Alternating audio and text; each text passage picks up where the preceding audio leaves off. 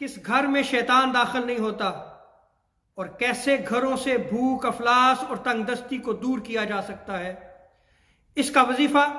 ताजदार कायनात अलैहिस्सलाम की तालीमात पर अमल करना है।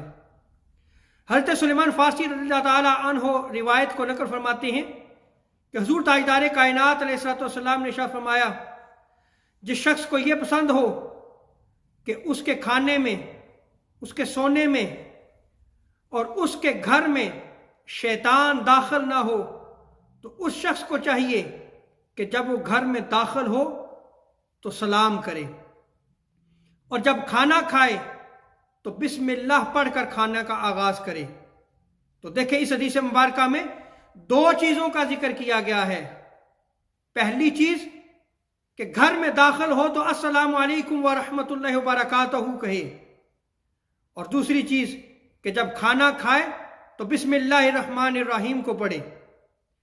हजरत जाबिर रज़ियल्लाहु ताला अन्हु रिवायत को नकल फरमाते हैं कि ताजदार कायनात सल्लल्लाहु अलैहि वसल्लम ने इरशाद फरमाया कि जब आदमी घर में दाखिल होता है, अल्लाह का जिक्र करता है, और जब खाना खाता है तब भी अल्लाह का जिक्र करता है, तो शैतान ये कहते हुए उस घर से चला जाता है कि इसने अल्लाह का जिक्र किया है और ये खाना खाने से पहले भी अल्लाह का जिक्र करता है, मेरी इस घर में कोई गुंजाइश नहीं है कि मैं इस घर में रहूं, इस घर में रात को बसर करूं या मैं खाने में शरीक हूं। तो देखें, अल्लाह के जिक्र करने से उस घर से शैतान चला जाता है। और हुज़ूर ताजदार कायनात सल्लल्लाहु अलैहि वसल्लम फरमाते हैं,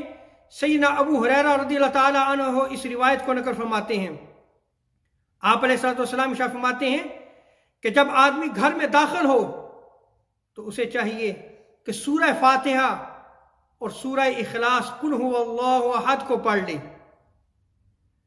अगर वो शख्स ये अमल करता है तो अल्लाह तबारक व तआला उस घर से